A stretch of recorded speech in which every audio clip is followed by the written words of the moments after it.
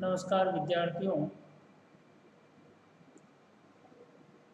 हमने भारतीय राज्य व्यवस्था बीए पार्ट सेकंड पुस्तक का क्रमशः अध्ययन किया है और हम पढ़ चुके हैं कि संविधान के भाग फर्स्ट में संघ और राज्यों का वर्णन है, भाग सेकंड में नागरिकता का वर्णन है, भाग थर्ड या तृतीय भाग में मूल अधिकारों का वर्णन है, चतुर्थ भाग में नीति निर्देशक तत्वों का वर्णन किया गया है और संविधान के 5वें भाग में संघीय कार्यपालिका, जिसके अंतर्गत राष्ट्रपति, प्रधानमंत्री, मंत्री और जितने भी केंद्र या संघ द्वारा सृजित पद हैं उनका वर्णन, उनकी शक्तियों का वर्णन इस भाग में किया गया है। आज हम राज्य की कार्यपालिका के अंतर्गत राज्यपाल पद का अध्ययन करेंगे। हमारा सीधा सीधा जो प्रश्न है वह है कि राज्यपाल की राज्यों में ज़रूरत है। प्रथम, केंद्र सरकार के एजेंट के रूप में, द्वितीय, राज्य की कार्यपालिका के शासन प्रमुख के रूप में और तृतीय, राज्य में नाम मात्र के शासन प्रमुख के रूप में।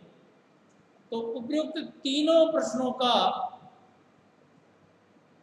या तीनों जो विकल्प हैं वे तीनों ही सत्य हैं। अतः राज्यपाल राज्यों में केंद्र सरकार के एजेंट के रूप में काम करता है। दूसरा, राज्यपाल राज्यों की कार्यपालिका का शासन प्रमुख है। तीसरा, राज्यपाल राज्यों की कार्यपालिका में नाम मात्र का शासन प्रमुख है। इन्हीं बिंदुओं को ध्यान में रखते हुए हम राज्यपाल की शक्तियों का अध्ययन करेंगे। राज्यपाल को कई प्रकार की शक्तियां प्राप्त हैं, उनका भी अध्ययन हम उसी प्रकार से करेंगे जिस प्रकार राष्ट्रपति की शक्तियों का अध्ययन करते हैं।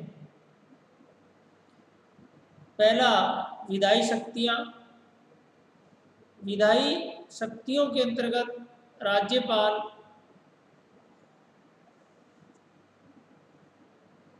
के हस्ताक्षर से ही कोई विधेयक, कानून या अधिनियम बनता है, अन्यथा वह विधेयक ही रह जाता है, उसका कोई महत्व नहीं रहता। अब प्रश्न उठता है कि विधेयक कितने प्रकार के होते हैं, कहाँ इनको प्रस्तुत किया जाता है, कौन से सदन में रखा जाएगा। तो इनका सामान्य उत्तर जो हमने राष्ट्रपति की शक्तियों के अंतर्गत पढ़ा है, वहाँ राष्ट्रपति शब्द को ध्यान में रखेंगे और यहाँ राज्यपाल शब्द को ध्यान में रखा जाएगा। अतः हमारे राज्यों के विधानमंडल में 2 सदन हैं। विधानसभा जो लोकप्रिय सदन है और दूसरा किंतु उच्च सदन विधान परिषद है, क्योंकि हमारे केंद्रीय विधानमंडल में भी 2 सदनों का प्रावधान है और राज्य विधानमंडल में भी 2 सदनों का प्रावधान। लेकिन राज्यों में दोनों सदन में से दूसरे सदन या विधान परिषद का होना या नहीं होना अनिवार्य नहीं है।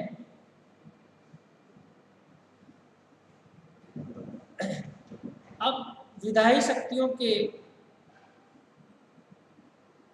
विषय में जो हमारा अंतिम निष्कर्ष है वह यह है कि साधारण विधेयक, वित्त विधेयक, धन विधेयक, संविधान संशोधन विधेयक, सभी विधेयकों पर राष्ट्रपति के हस्ताक्षर जिस प्रकार केंद्र की व्यवस्थापिका में जरूरी है, उसी प्रकार राज्यों की व्यवस्थापिका में राज्यपाल के हस्ताक्षर जरूरी है और राज्यपाल के हस्ताक्षर से ही कोई विधेयक अधिनियम बनता है, अन्यथा नहीं।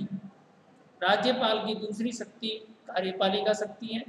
कार्यपालिका शक्तियों के अंतर्गत जितनी भी राजपत्रित नियुक्तियां हैं राज्यों में, वह राज्यपाल के आदेश से ही होगी, अन्यथा नहीं। राज्यपाल अंतिम स्वीकृति देगा तभी नियुक्ति मान्य होगी। राज्य लोक सेवा आयोग, राज्य अधीनस्थ लोक सेवा आयोग, राज्य प्रशासनिक सेवा अधिकारी जैसे राजस्थान में RAS हैं, राज्य पुलिस सेवा या महाविद्यालय में प्रोफेसर और जितने भी राजपत्रित पद हैं उनकी नियुक्ति राजपत्र में, राज्य के राजपत्र में प्रकाशित की जाती है और राजपत्र में राज्यपाल के साइन या हस्ताक्षर होते हैं। अतः कार्यपालिका का नाम मात्र का शासन प्रमुख राज्यपाल है और कार्यपालिका का शासन प्रमुख भी राज्यपाल ही होता है। तीसरी और महत्वपूर्ण शक्ति जो राज्यपाल को प्राप्त है लेकिन राष्ट्रपति को नहीं, वह शक्ति है राज्यपाल की स्वविवेकीय शक्ति।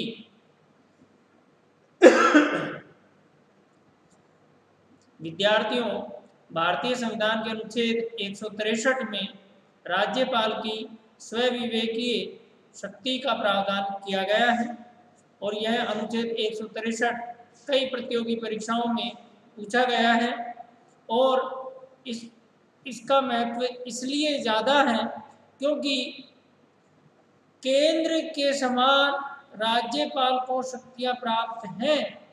इसके साथ ही एक शक्ति ऐसी है जो राष्ट्रपति को नहीं है और राज्यपाल को है, उस शक्ति का नाम है स्वविवेकीय शक्ति। अतः राज्यपाल की स्वविवेकीय शक्तियों के अंतर्गत वह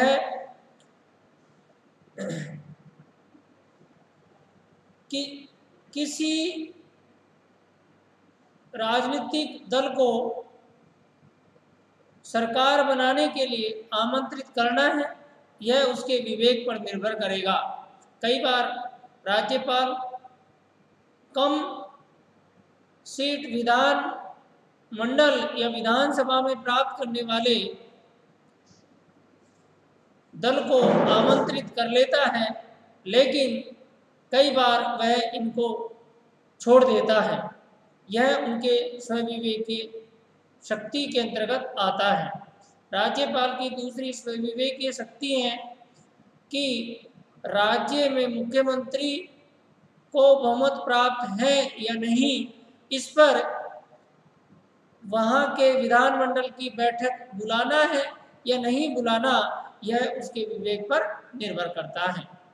अतः राज्यपाल की स्वविवेकीय शक्तियाँ अपने आप में एक मजबूत शक्तियाँ हैं जिनके आधार पर राज्यपाल राज्यों में संवैधानिक शासन प्रमुख के रूप में भूमिका निभाता है। राज्यपाल की चौथी जो शक्ति है और जो भूमिका है उसको हम केंद्र सरकार के एजेंट के रूप में देख सकते हैं। राज्यों में राज्यपाल केंद्र सरकार के एजेंट या अभिकर्ता के रूप में काम करता है। राज्यों की सरकार यदि संविधान के अनुरूप कार्य नहीं कर रही हो तो राज्यपाल राष्ट्रपति को सिफारिश करेगा और संबंधित राज्य में संविधान के अनुच्छेद 356 के तहत राष्ट्रपति शासन लागू किया जा सकता है। और केंद्र अपनी बहुत सारी योजनाओं को अपने जितने भी राज्यों के अंतर्गत जो संसाधन है उनको नियंत्रित करने का कार्य राज्यपाल के माध्यम से करता है। कई बार समीक्षकों ने यह प्रश्न उठाया है कि राज्यपाल राज्यों में संवैधानिक शासन प्रमुख के रूप में भूमिका कम निभाता है और केंद्र सरकार के एजेंट के रूप में भूमिका ज़्यादा निभाता है। लेकिन यह प्रश्न उस सीमा तक सही है जिस सीमा तक केंद्र सरकार की नीयत सही है, अन्यथा यह प्रश्न बनकर ही रह जाता है। जय हिंद, जय भारत।